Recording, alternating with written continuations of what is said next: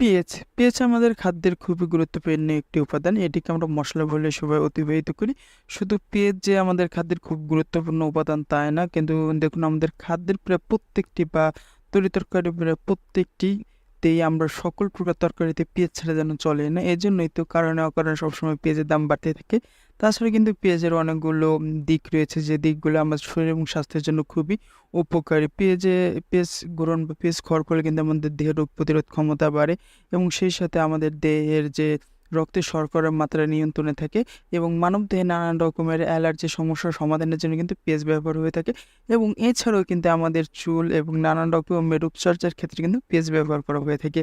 কিন্তু সবচেয়ে মজার বিষয় হলো যে পেঁয়াজের গায়ে আমরা অনেক সময় কিন্তু দেখতে পাই যে কালো, কালো ছোপ হয়ে থাকে বা অনেকটা মার্কারের মতো দেখা যেতে পারে বা কালো, কালো দাগ হয়ে থাকে। আসলে কি পেঁয়াজের গায়ে কালো, কালো দাগগুলোকে আমাদের জন্য খারাপ নাকি ভালো?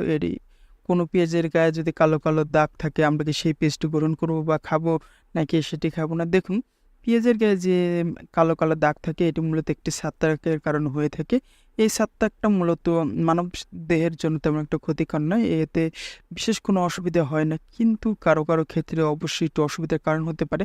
বিশেষ করে যে সকল রোগীর হাঁপানির সমস্যা রয়েছে এবং যাদের অ্যালার্জির সমস্যা রয়েছে তাদের ক্ষেত্রে এই ছোপ দাগযুক্ত বা কালো দাগযুক্ত পেঁয়াজগুলো না খাওয়াই ভালো। এতে করে তাদের অ্যালার্জি সমস্যাটা বাড়তে পারে। কারো, কারো ক্ষেত্রে হাঁপানির সংখ্যা বাড়তে পারে। এটি যেহেতু ছত্রাক তাই এটি খুব ভালোভাবে ধুয়ে পরিষ্কার করে নিলেই আবার এতে করে পেঁয়াজ দেখা যায় যে আমরা যদি এরকম পেঁয়াজ সেবন করি যে আহামরি কোনো ক্ষতি হবে তা না। এটি স্বাভাবিক একটি প্রাকৃতিক প্রক্রিয়া। সো এতে যদি কোনো পেঁয়াজের গায়ে যদি ছোপ, ছোপ দাগ থাকে আপনারা এতে কখনো ঘাবড়াবেন না। পেঁয়াজটি খুব সুন্দর করে পরিষ্কার করে আপনারা খেতে পারেন। এতে করে কোনো সমস্যা হবে না বা অ্যালার্জি বা হাঁপানি রোগী যারা আছে তাদের ক্ষেত্রেও তেমন সমস্যা হওয়ার কথা না। তাও ২-১ টা ক্ষেত্রে যেমন ১০০ জনের ভিতরে ১ জনের হয়তো এরকম সমস্যা হতে পারে। সো যেহেতু বাজারে দেখুন সময়ের সাথে, সাথে পেঁয়াজের দাম বাড়ছে, কখনো পেঁয়াজের দাম ৳১০০-৩০০ কেজি হচ্ছে।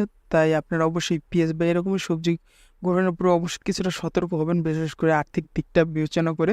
কারণ এই রকমের সবজিগুলো দেখা যায় আমাদের নিত্য প্রয়োজনের অংশ। কিন্তু আমাদের দেশের পরিপ্রেক্ষিতে কেমন যেন সবসময় এগুলোর দাম বাড়ে।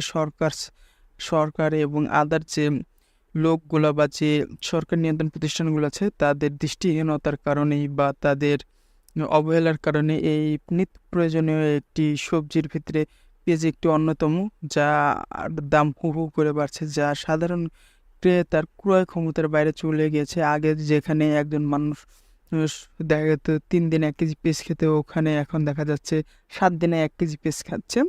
এই বিষয়গুলো সরকারের নিয়ন্ত্রণে রাখা উচিত। আর পেঁয়াজের তো নানা রকম গুণ রয়েছে তা নিয়ে বললামই। আজকের মতো এ পর্যন্তই।